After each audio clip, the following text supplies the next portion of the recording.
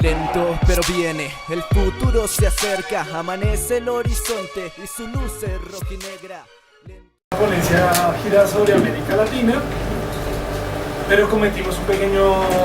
error y no abarcamos una dimensión y un movimiento fundamental que ya vamos a mencionar. Ya estamos sacando más copias ya las sacamos. En este escrito se busca presentar algunas líneas de interpretación sobre los principales procesos de movilización popular desarrollados entre 1968 y 1969 en el cono sur de América Latina.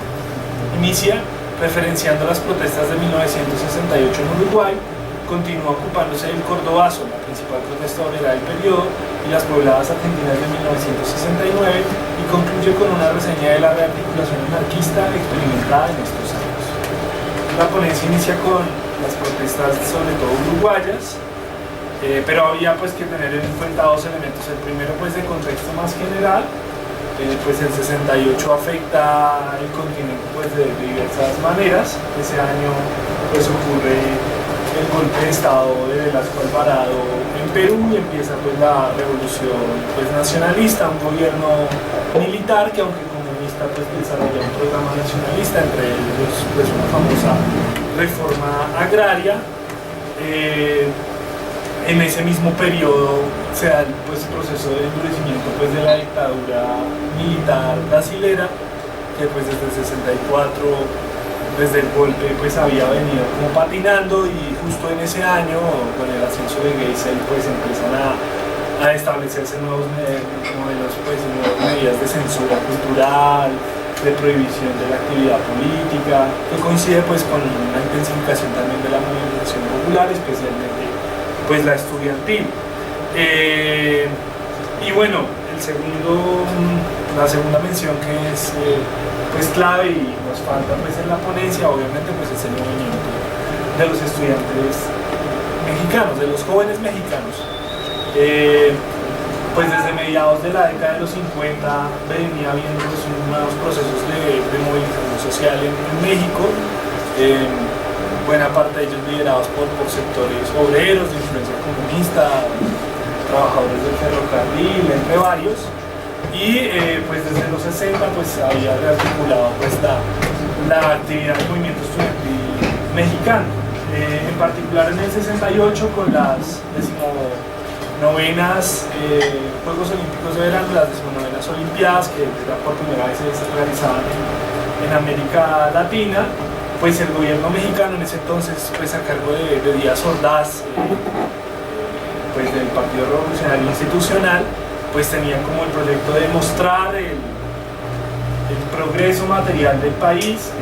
mostrar los desarrollos que había tenido la República Mexicana en ese periodo. Sin embargo, pese a mantener ese interés de visibilizarse hacia afuera, el gobierno Ordaz era un gobierno profundamente autoritario, y venía experimentando también ciertas debilidades, situaciones de inflación y debilidad económica que impulsaban la movilización popular. El movimiento estudiantil mexicano nace de forma bastante accidental, tras la entrada del ejército a una serie de escuelas preparatorias, cuando se producen enfrentamientos entre estudiantes por asuntos no relacionados con política, pero la entrada de esas instituciones es tan brutal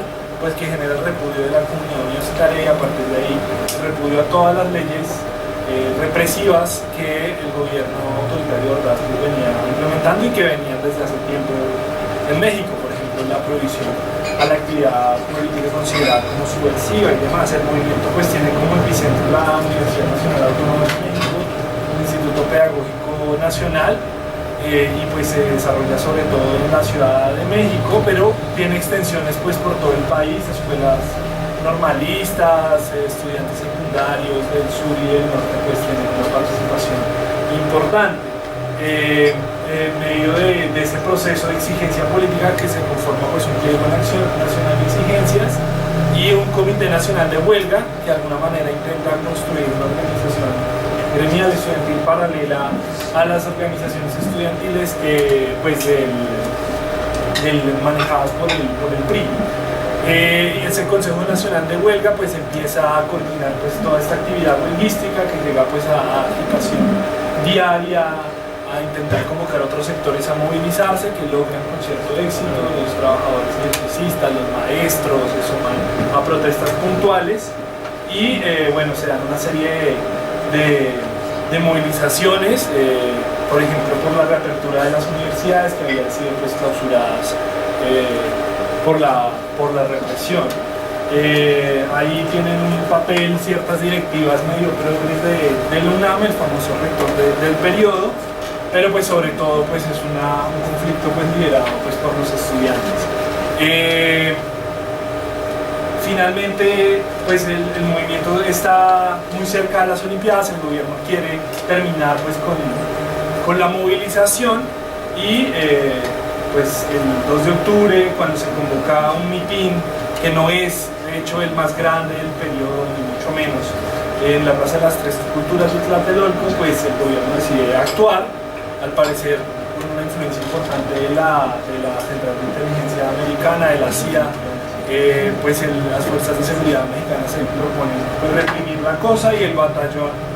un destacamento especial de las fuerzas de seguridad del Estado mexicano que se había creado para proteger los Juegos Olímpicos, el batallón Olimpia, pues se decide pues infiltrar y a sabotear pues la movilización. Se está realizando una concentración de miles de personas y en un momento dado, por una provocación que inicia al parecer el batallón Olimpia, pues empieza una matanza pues, de grandes dimensiones, empiezan las tropas del ejército a disparar sobre los manifestantes y pues una represión que se extiende pues, durante toda la noche. Los estudiantes son cazados en todas las pues, unidades habitacionales alrededor de la plaza, y el movimiento pues, es desarticulado pues, de forma muy dura y represiva. Más, por supuesto, la matanza y la masacre es un hecho de sangre complicado, pero pues también sería valioso reconocer pues todo lo valioso del movimiento constituido a través del Comité Nacional de Huelga, la actividad en muchas instituciones educativas y escolares de ese periodo.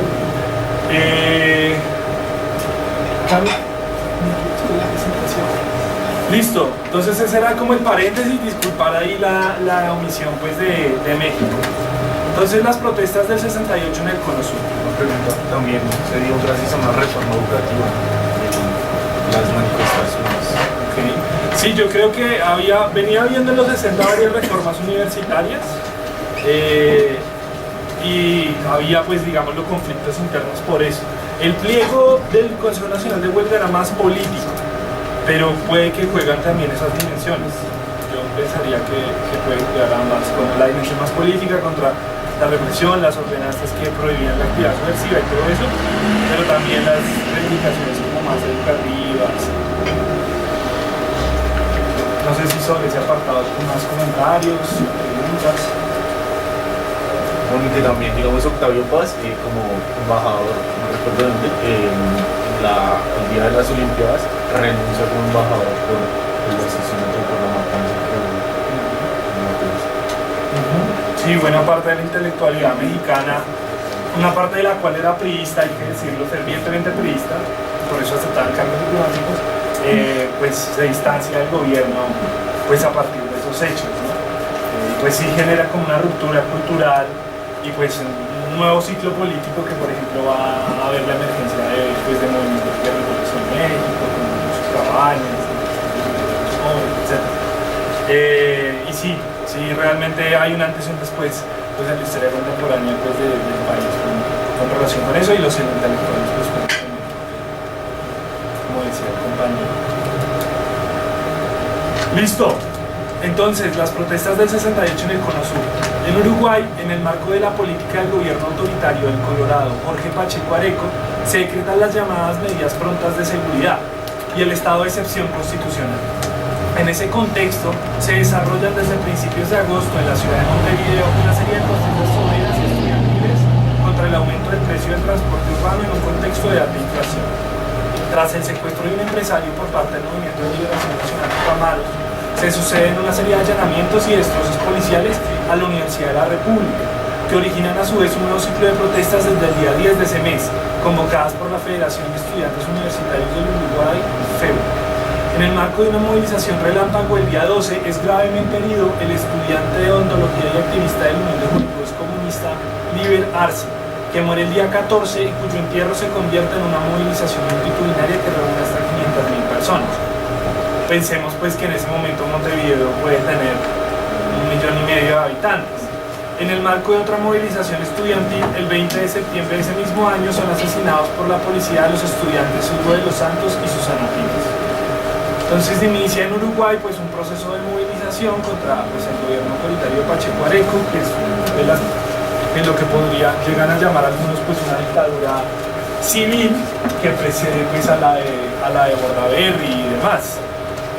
Es interesante la experiencia de Pacheco Areco y Uruguay pues para pensar nuestra realidad.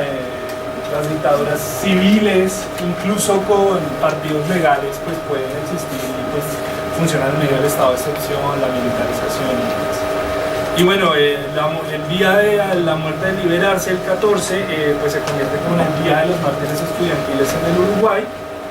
y pues en una fecha pues de protesta pues del cuerpo estudiantil. Mencionar pues que en los documentos que consultamos parece que Liber Arce, siendo pues activista gremial, era sobre todo pues un activista político de las juventudes pues del Partido Comunista. Había viajado pues a Europa del Este y demás, a Checoslovaquia, para no distanciarnos mucho de nuestra sesión pasada, pero pues estaba participando de esta lucha puntual y pues es asesinado en cercanías de la Facultad Veterinaria de la Universidad de la República. Bien. El Cordobazo y las Puebladas de 1969 en Argentina. En Argentina, desde el golpe de Estado cívico-militar de 1955 y especialmente desde el gobierno radical de Arturo Frondizi en 1962, aumentó la inversión extranjera, principalmente estadounidense, en las industrias intermedias, particularmente en la industria del transporte, que los políticos desarrollistas consideraban la industria clave para el desarrollo industrial moderno, por su capacidad de liderazgo y encadenamiento con otros sectores industriales.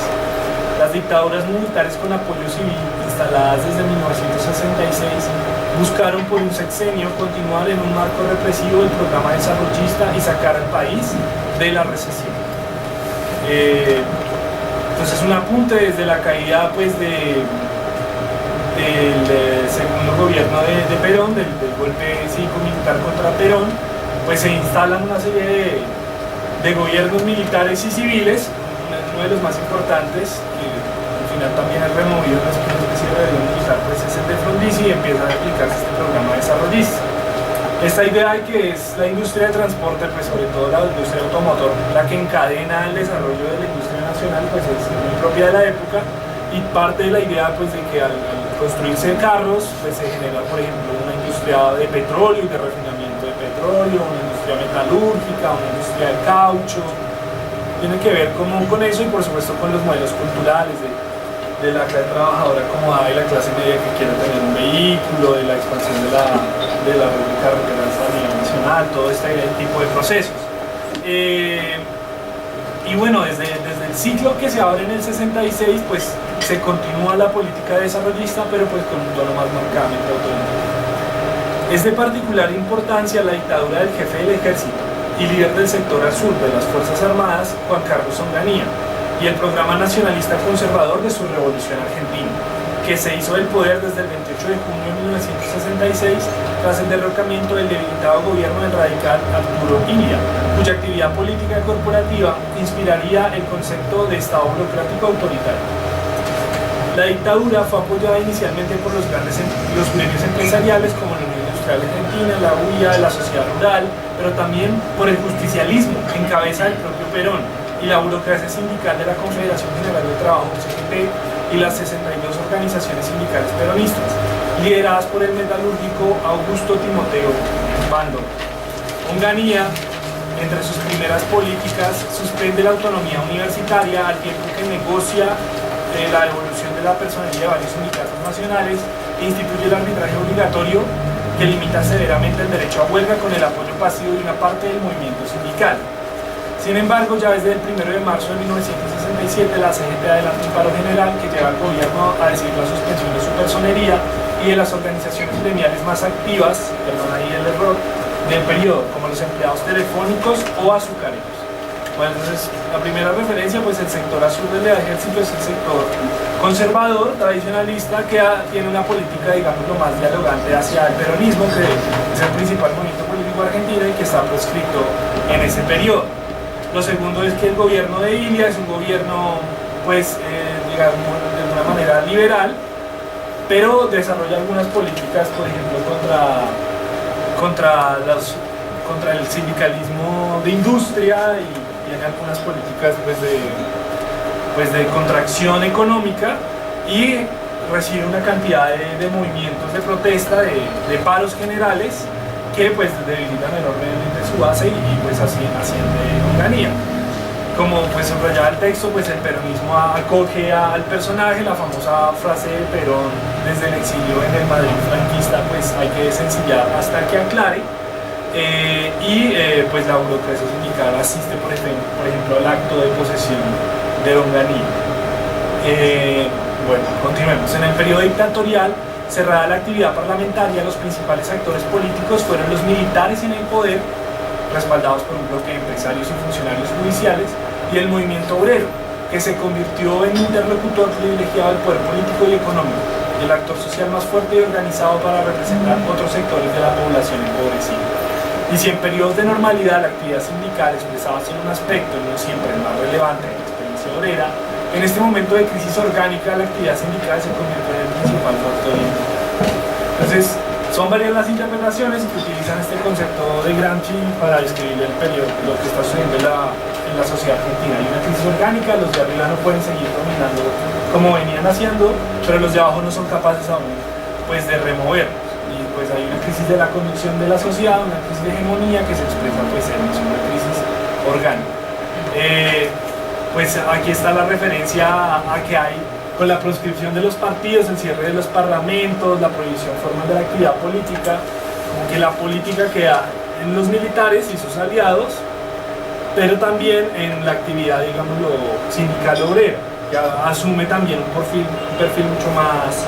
más político. Y bueno, esta reflexión sobre la identidad, la experiencia obrera, en general, pues todas las experiencias sociales, esos aspectos organizativos en general son un aspecto pequeño, incluso a veces secundario frente a otros. Pero en este periodo, pues de mucha identificación con el tema de clase por parte pues, de los propios trabajadores, pues la experiencia sindical se convierte como en una de las más generales. Esa es al menos una de las tesis pues clave de Brennan.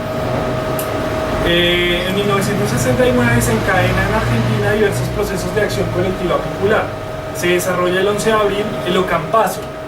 en la región de Villa Ocampo, en el norte de la provincia de Santa Fe, tras la represión y posterior revuelta de la marcha de pueblos del norte hacia la capital provincial. La protesta, liderada por los trabajadores del ingenio azucarero Armo, fue acompañada por estudiantes y trabajadores papeleros y ferroviarios, así como agricultores.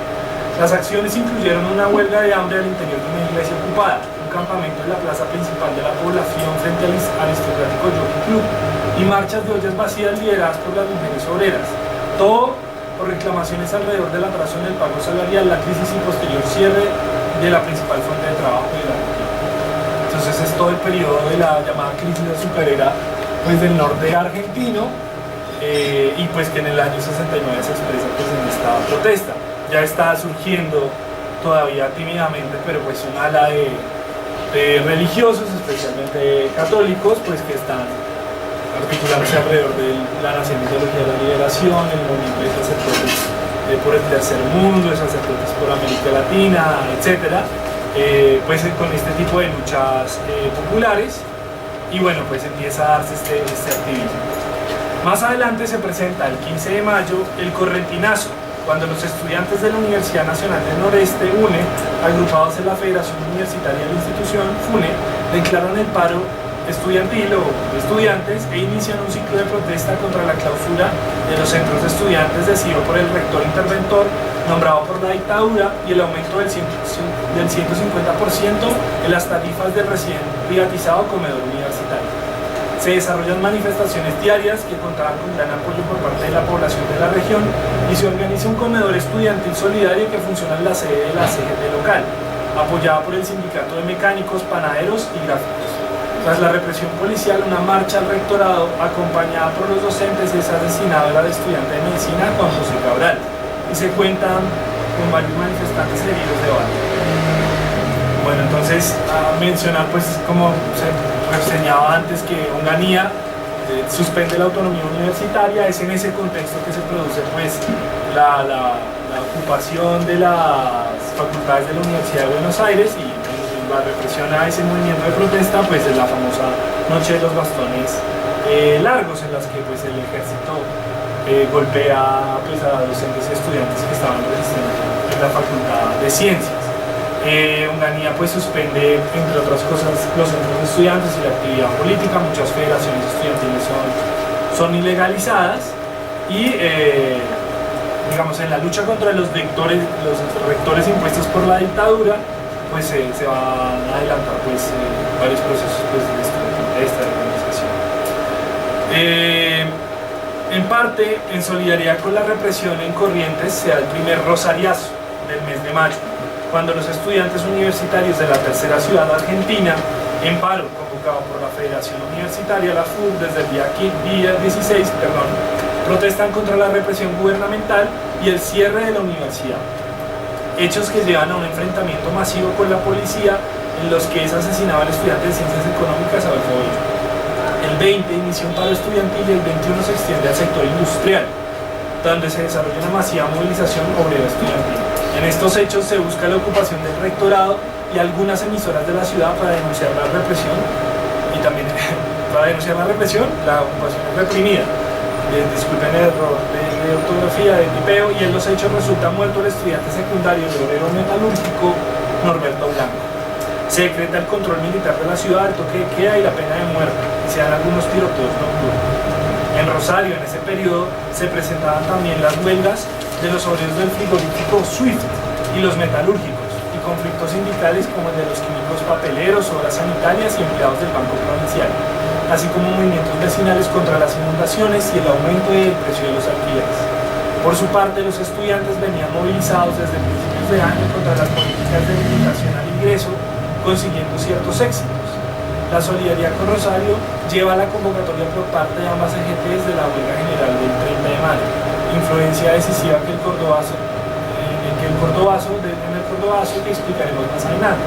Finalmente, en septiembre de ese mismo año se produce el llamado segundo rosariazo. Entonces hablan de un ciclo político que sería rosariazo, cordobazo, rosariazo, aunque hemos visto hay otras puebladas, otros paros cívicos locales, los conoceríamos pues en nuestra tradición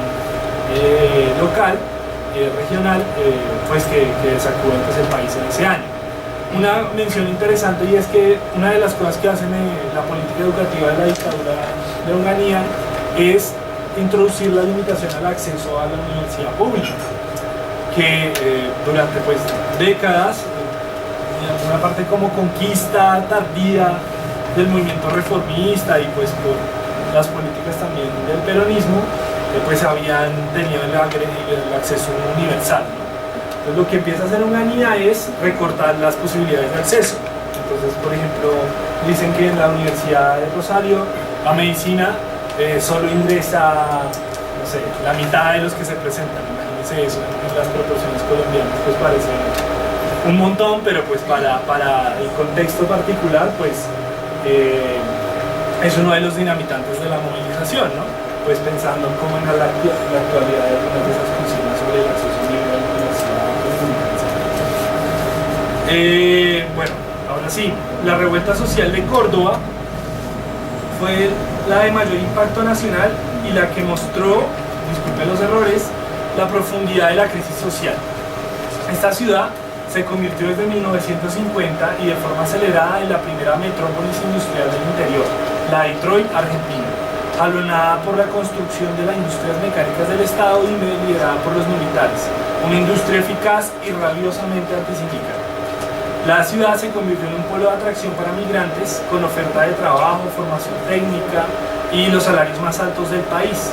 Sin barrios informales, aunque sí con problemas de hacinamiento y defectos en los servicios públicos como el transporte y el agua,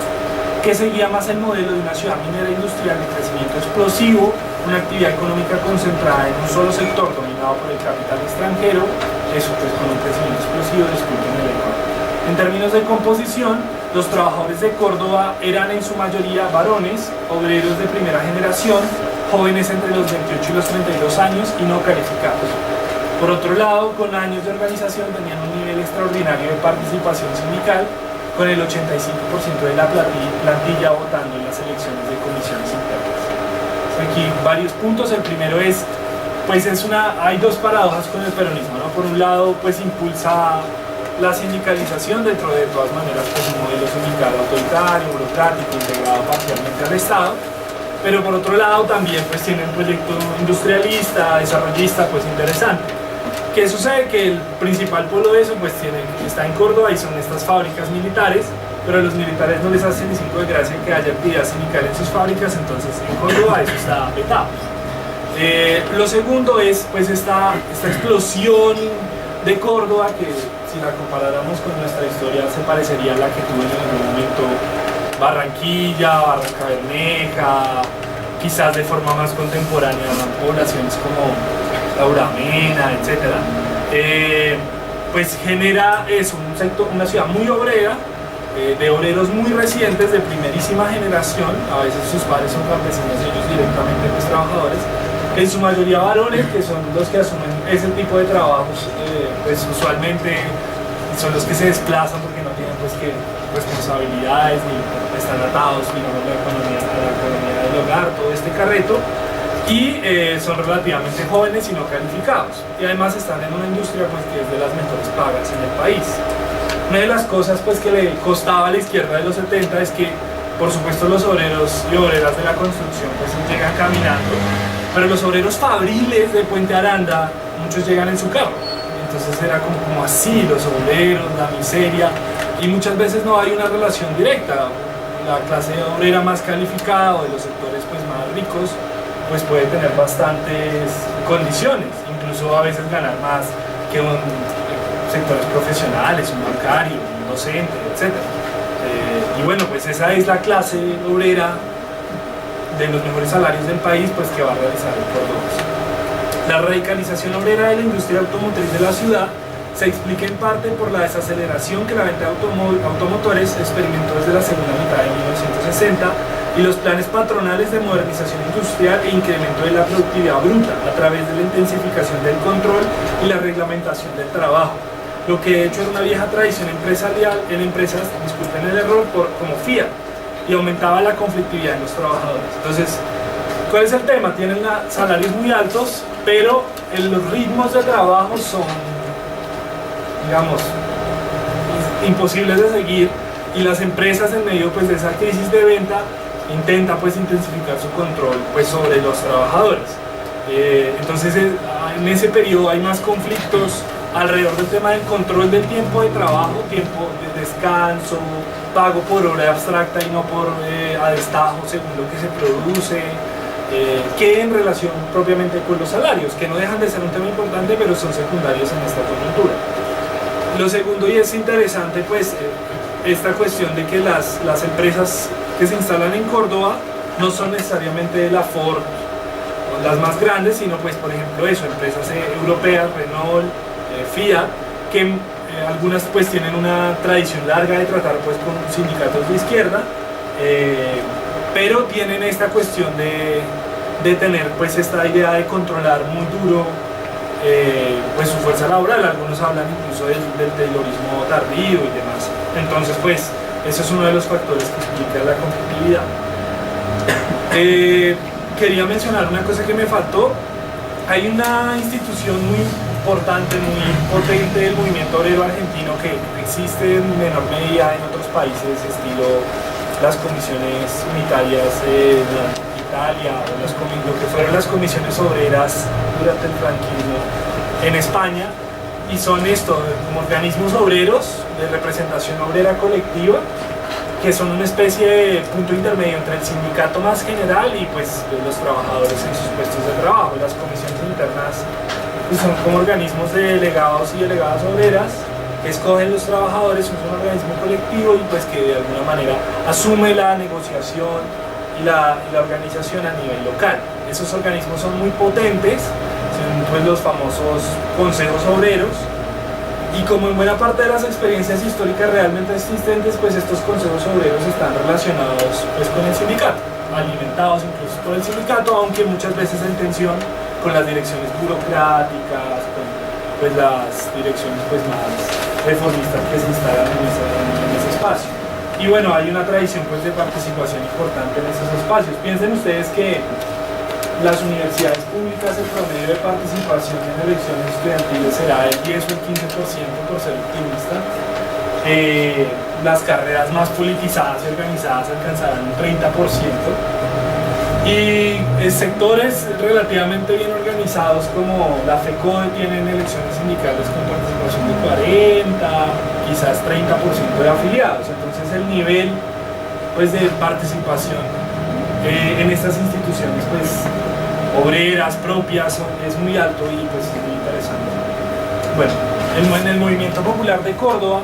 jugaron un papel muy relevante los sectores de la nueva industria intermedia como los mecánicos automotrices, de los que hemos hablado mucho, organizados en el Sindicato de Trabajadores de Concord, CITRAC, el Sindicato de Trabajadores de Materfer, CITRAM, o más tarde el Sindicato de Mecánicos y Afines del Transporte Automotor, SMATA. Pero también gremios tradicionales del sector servicios, más pequeños pero de posición estratégica, como los trabajadores eléctricos agremiados en Luz y Fuerza, o los choferes de omnibus de la Unión Tranviaria Automotor, la UTA. Los obreros abrumadoramente masculinos, mecánicos y en menor medida eléctricos, combinaron una identidad política que aún en las épocas más conflictivas fue mayoritariamente peronista, con el simultáneo apoyo activo al liderazgo del sector sindical clasista de inspiración socialista. Bueno, son los gremios como claves de lo que luego se conocerá como el clasismo cordobés, especialmente el CITRAC-CITAM y pues el SMATA cordobés, el CITRAC-CITAM dirigido por líderes como Goyo Flores y el SMATA cordobés por el maoísta René Salamanca. Pero pues no solo están estos sectores industriales, sino los sectores de servicios más pequeños, pero pues que tienen una importancia estratégica como Luz y Fuerza, liderada por Agustín Tosco, y pues la Unión Tranviaria Automotor, la UTA, que hoy es una organización bastante mafiosa, pero pues en el periodo cordobés, particularmente esta regional, aunque dirigida por la burocracia, pues tenía otras dinámicas. Y es interesante lo último, porque uno de los grandes limitantes de estos movimientos de los 60 y el 70 es que aunque los trabajadores pueden votar en la comisión interna, incluso en una elección sindical, por la izquierda, a nivel político se siguen identificando como peronistas. Incluso el Goyo Flores, que en ese momento militaba en el guevarismo, bueno, trotskista, luego guevarista, PRT, decía el 90% de los trabajadores eran peronistas. Y eso pues no solo pasa allá, digamos, acá era famosa que en los 40 los trabajadores votaban por sindicatos comunistas, en la CTC votaban por el comunismo, pero pues seguían siendo liberales o se identificaban con los liberales. Y bueno, esa conflictiva relación entre liderazgo social y político pues es siempre muy interesante. En España, por ejemplo, los obreros afiliados a la CNT era común que votaran ni siquiera por el Partido Socialista, sino por la izquierda republicana. Entonces, una debilidad al Dios y otra al diablo, una identidad pues, que tiene socialistas complejas, bueno, como para entender esa cuestión. Clave en todos estos procesos resultaría la llamada Alianza Obrero Estudiantil, defendida por los sectores sindicales clasistas. Así, el gringo Agustín Tosco, líder de Luz y Fuerza, intervenía en asambleas estudiantiles, se realizaban huelgas obreras de solidaridad con los conflictos estudiantiles y se permitió de forma generosa el uso del céntrico edificio de la Federación, donde se realizaban cursos de preparación de examen de ingreso universitario y múltiples actividades políticas. Los estudiantes ahí de la de la Federación Universitaria de Córdoba ilegalizada, hacían sus preuniversitarios populares en la sede de Luz y Fuerza. Tras la clausura de la Federación Universitaria, la organización estudiantil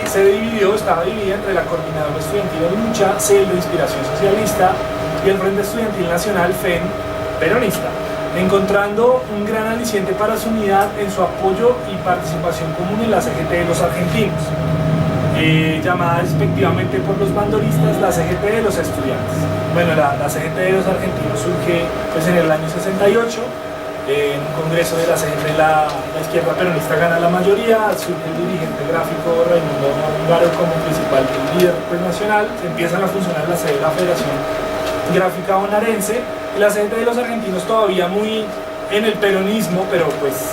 también abierta como a ciertas propuestas de izquierda, pues va a jugar ahí un papel en la convocatoria de muchas de estas movilizaciones. Muchos gremios rebeldes, descontentos con la liderazgo más burocrático pues de Bandor, de la CGT oficialista, pues se asocian con la CGT argentina, y la CGT argentina desarrolla mucho esta cuestión de la alianza estudiantil. Por ejemplo, la típica volanteada de los estudiantes a la puerta de las fábricas, pues era una de sus tácticas de agitación. La CGT bandorista, que tiene como la identidad peronista más conservadora, pues la llamaba despectivamente así, ¿no? CGT de los estudiantes. Finalmente, el Cordobazo del 28 y el 29 y el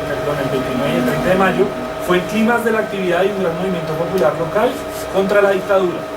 Tras una serie de conflictos en Ica Renault y la industria metalúrgica, huelgas esporádicas de los trabajadores del sistema de buses y un plan de privatización parcial de la empresa provincial de energía de Córdoba, EPEC, que alerta a los eléctricos. Las organizaciones cordobesas reunidas en Luz y Fuerza el día 28 deciden convertir el paro nacional pasivo del día 30, matero o dominguero, convocado por Bandor, en un paro general activo y de 48 horas, con abandono de los lugares de trabajo y movilización que iniciaría desde el día anterior, es decir, desde el propio 29. Si el día 29 columnas de Luz y Fuerza les mata la UOM, esa es la Unión Obrera Metalúrgica, el gremio pues, de Bandor, y la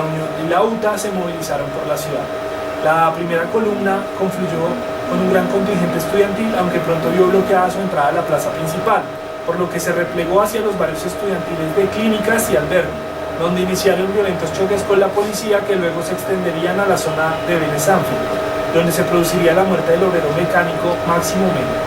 La muerte de este encolerizó a los trabajadores, que bloquearon con barricadas las vías e iniciaron una rebelión más o menos espontánea, con incendios que rodearon toda la avenida Colón, una de las principales de Córdoba, que afectaron el Club de Oficiales y el Banco de la Nación. Incendiaron el Club de Oficiales y intentaron, aunque no lo lograron, con el Banco de la Nación. Durante los acontecimientos, trabajadores de Luz y Fuerza provocaron desde las 11 de la noche un apagón en la ciudad para desorientar al ejército que ya combatía en esas horas, y los disturbios se trasladaron del centro a la periferia de la ciudad. Incluso la red férrea, donde los trabajadores incendiaron el taller general del Durango. En paralelo, el ejército tomó por asalto las sedes sindicales, apresando a los conductores de la protesta. Al final, la jornada se saldó con una cifra oficial de 12 muertos, aunque el número puede superar los 60. Cientos de heridos, miles de detenidos y grandes zonas de la ciudad afectadas por la destrucción. Entonces es muy interesante porque, al parecer, los sindicatos más clasistas, los sindicatos más influidos por la izquierda, especialmente pues Luz y Fuerza en ese momento, había decidido en asamblea pues vamos a hacer una movilización pues, combativa, y si digamos nos chocamos con los policías pues resistimos, etc. Los sindicatos más tradicionales de la burocracia peronista pues fue vamos a movilizarnos, la gente no sabía muy bien hacia dónde ni cómo, pero es justamente en una de las columnas de Les Mata, cuando la policía intenta desviarlos, pues que se produce pues el asesinato de Máximo Mena, que es un obrero de Ica Renault, pues afiliado a eso, al sindicato mecánico, que por ese entonces pues tiene una condición más burocrática. Y en ese momento, digamos, la protesta, que es claramente una expresión sobre todo sindical y estudiantil y está organizada por espacios concretos y tiene liderazgos concretos, se desborda, o sea, ese asesinato caldea mucho los ánimos, se vuelve una vaina muy incontrolable y empiezan pues saqueos, incendios pues por toda la ciudad, y pues que llevan a a ese incendio del club de oficiales, que era una cosa, parece que los trabajadores de Luz y Fuerza habían dicho explícitamente que no se podía hacer porque pues en una dictadura militar, bajo estado de sitio,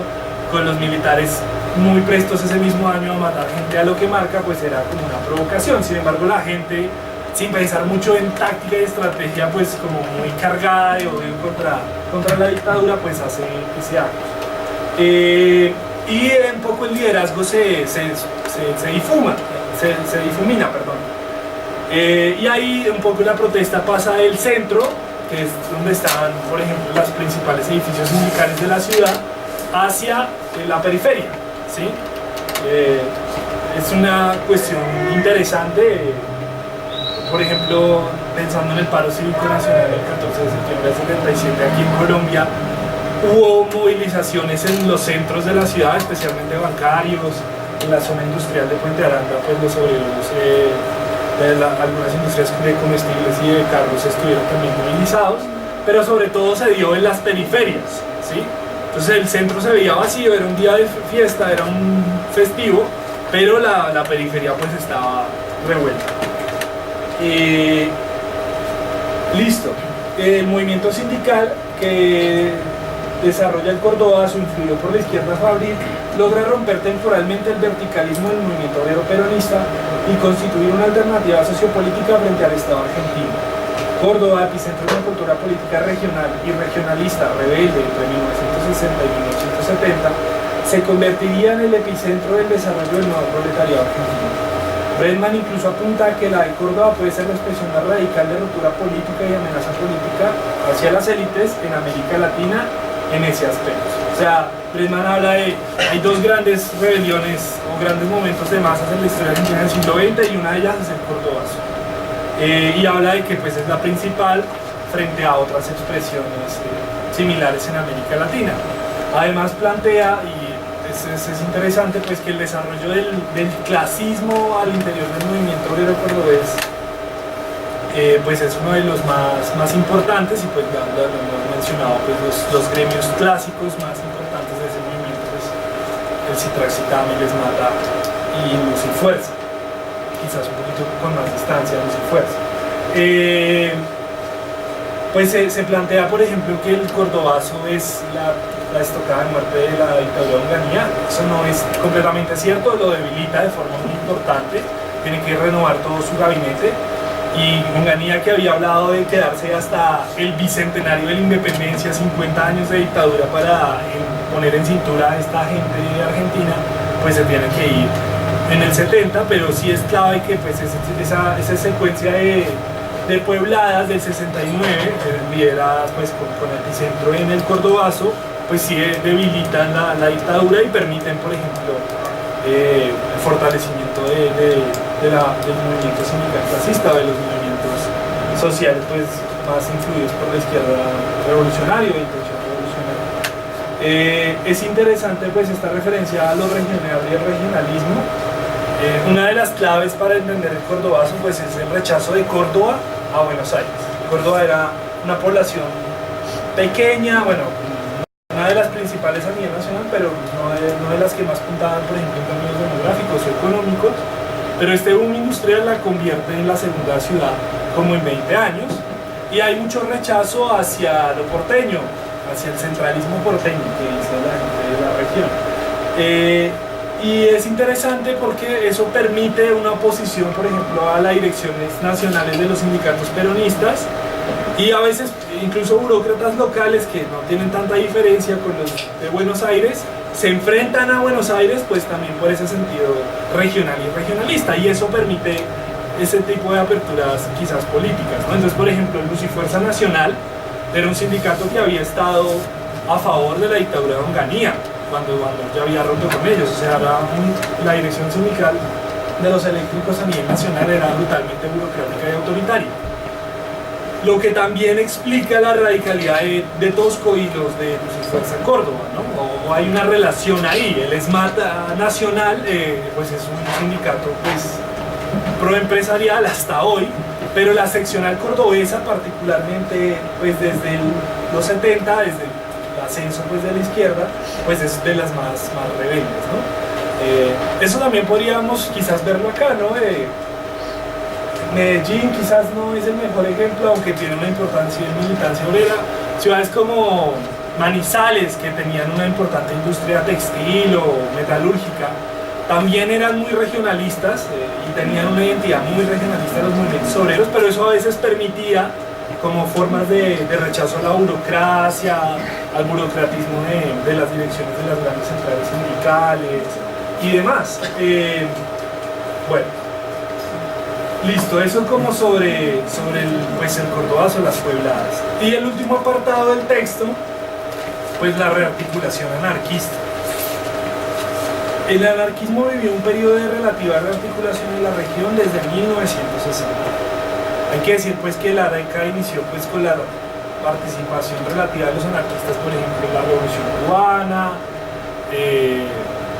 anarcosindicalistas y anarquistas especialistas estaban pues participando de diferentes movimientos de oposición a la dictadura de Batista, deciden apoyar la radicalización izquierda de la revolución, pero bueno, luego digamos el endurecimiento del gobierno cubano, el giro más hacia el estalinismo, también un poco forzado por la política exterior estadounidense, pues hizo que los anarquistas, por ejemplo, fueran pues reprimidos en Cuba y demás. Pero en ese contexto pues también se da un resurgimiento en otras partes de América Latina. Una interesante es en Argentina, donde la FORA, que se había mantenido el modelo, digámoslo, anarcosindical clásico, sindicato ideológico, donde los anarquistas se reúnen y se asocian, pues que había perdido, digámoslo, toda gravitación en el movimiento obrero del periodo, cambia de táctica y empieza a impulsar el entrismo o la participación en los sindicatos mayoritarios, y por ejemplo tiene alguna influencia entre los portuarios de Buenos Aires y etc. En ese mismo periodo, por ejemplo en Chile, está todo el proceso de intento de confluencia alrededor de pues, Ernesto Miranda, el movimiento libertario, pues que viene forzando, pues liderando desde los 50, y que va a llevar pues a la confluencia de izquierda, que luego desembocaría en el MIR. Ahí los anarquistas, digámoslo, quizás se les va la madre de unitarios y eclécticos y pues terminan disolviéndose en una organización pues marxista-leninista. Quizás la experiencia más interesante de influencia social sin disolución es la Uruguay. El epicentro de este proceso es Uruguay, donde desde noviembre de 1956 se constituye la Federación Anarquista Uruguaya, la FAU, que tras un proceso de ruptura y reorganización interna que termina en la primera mitad de la década del año de 1964, disculpen el error, asume el proyecto de un nuevo especificismo anarquista,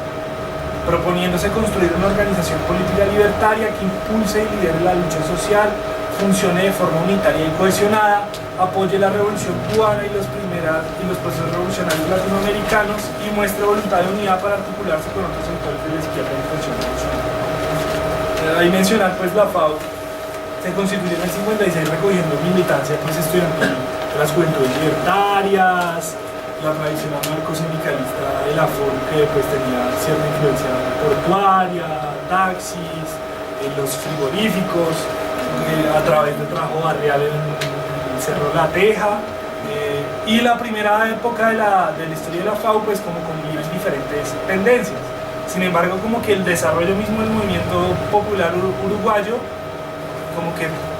impulsa como cierta división interna, un sector minoritario importante con gente muy cualificada como Luce Fabri, entre otros, pues sale de la FAU alrededor en parte pues esta cuestión, ¿no? Que cómo se ejercería el liderazgo social, si es una actividad meramente de propaganda desde afuera, mira qué bonito es el anarquismo y que España del 36 era muy bella, o si hay que pues proponer algo, digamos, disputar las organizaciones sociales, construir un sentido libertario desde adentro de ellas. Hay una discusión pues clara sobre la forma de funcionar, entonces pues la FAO piensa que son necesarios mayores niveles de coordinación y unidad. El modelo anterior, pues la agrupación sindical y la agrupación antisindical, y se reúnen a hacer qué, porque estos están en un conflicto huelguístico y estos creen que los trabajadores son el cáncer, entonces como que pueden hacer puntos, más allá de decir que vacunar es muy lindo, poco. La FAO propone pues un modelo donde pues hay mayores niveles de cohesión, de acuerdo entre los participantes. Y bueno, esta cuestión de la revolución cubana, que ya pues está viviendo este giro autoritario muy marcado, pero pues sigue siendo como pues el principal movimiento antiimperialista en la región y pues divide aguas en todo el anarquismo latinoamericano y bueno, en general en la izquierda latinoamericana del periodo. Un año después de ser declarada como organización ilegal por el gobierno en 1968, es decir, la ilegalización en el 67, el mismo Pacheco Areco de la represión, la FAO entra en lo que Ray llama la tercera etapa de su historia clásica, lidera la formación de la resistencia obrero estudiantil, la ROE, un frente político de masas de inspiración libertaria en el que convergen estudiantes, principalmente secundarios y medio universitarios, con militantes obreros y barriales. La ROE se presenta como un espacio más social que político, con actividad diaria volcada en la solidaridad militante y la agitación política, según referencia a Mechoso. En 1970, la FAO pues, constituirá Sobrazo Armado, la Organización Popular Revolucionaria, la Popular Revolucionaria 33 Orientales, OPR 33, construyendo así un modelo con organización de 3 instancias conectadas, pero diferenciadas, las famosas 3 patas chinas de la Revolución China, el partido, el frente y el ejército, de alguna manera pues replicados en esta experiencia pues, de la federación, la resistencia y pues el brazo armado. La FAO y la ROE tienen una gran presencia en el movimiento obrero, integrando la llamada tendencia clasista al interior de la Convención Nacional de Trabajadores, CNT, Central Sindical Unitaria, aunque no única, fundada en 1966, de la que ocuparían la vicepresidencia entre 1969 y 1971. O sea, hay un sector importante del anarquismo pues, que está súper marginado pues, de la actividad social, además en una década de muchísima lucha y conflictividad, y esta gente pues está ocupando pues, la vicepresidencia de la CNT uruguaya. En parte parece que el nombre lo proponen ellos pues, por inspiración por ecos españoles. Y bueno, tienen una influencia decisiva en ese espacio. Con una línea sindical que defendía la vez de unidad sindical, la constitución de federaciones gremiales por industria y la opción obrera directa, los anarquistas militantes lideran sectores de trabajadores calificados como el Sindicato de Artes Gráficas, SAC, encabezado por Gerardo Gatti, o la Asociación de Empleados Bancarios del Uruguay, AEU, bajo la Secretaría General de Hugo Cores, que va a ser el que va a ocupar la vicepresidencia de la CNT, pero también franjas obreras como la minoría de la Federación Obrera de la Industria de la Carne, que era pues, de los principales sindicatos del país, conducidos sobre todo por socialistas, pero con influencia anarquista, y de forma muy destacada la Gran Unión de Obreros y Empleados, UEF, de la Fábrica Uruguaya de Neumáticos Sociedad Anónima FUNSA, dirigida por León el Loco Duarte y Washington Perro Pérez, que se convierte en el principal referente del sindicalismo clasista victorioso. O sea, FUNSA es como el baluarte del sindicalismo clasista de inspiración libertaria, desde ahí que se construye de alguna manera la influencia en otros gremios obreros, y esta fábrica pues, de la industria del neumático asociada pues, con esto del transporte, todo lo que mencionábamos al principio del proyecto desarrollista, pues es una de las primeras, por ejemplo, en tener huelgas con ocupación obrera y puesta bajo control obrero de la fábrica. Y cuando unos años después se presenta el segundo golpe civil en Uruguay, el de Bordaberry en el 73, y la CNT haya decidido que la acción que va a realizar contra el golpe es hacer una huelga general, la del 27 de junio, la FUNSA pues, va a ocupar un papel pues, muy importante pues, en esa resistencia. O sea, la FAO en momentos en los que hay resurgimiento anarquista, pero también pues, sigue habiendo poca presencia, poca influencia, pues tiene un liderazgo y una influencia pues, muy importante pues, en diferentes sectores obreros, trabajadores calificados, trabajadores no calificados, diferentes industrias, diferentes sectores, y pues muestra, digámoslo, que la propuesta pues como que tiene actualidad tiene capacidad para interpelar a la gente pues del 60 y del 70 y no se conforma pues con las referencias clásicas y demás. No es la única expresión de rearticulación anarquista, pero seguramente sí es la más dinámica, la principal del periodo, y pues, digamos, generan toda esta nueva propuesta política que sería el nuevo especificismo, el especificismo latinoamericano, pues que propone pues eso, un anarquismo militante en conexión pues, con el mundo social.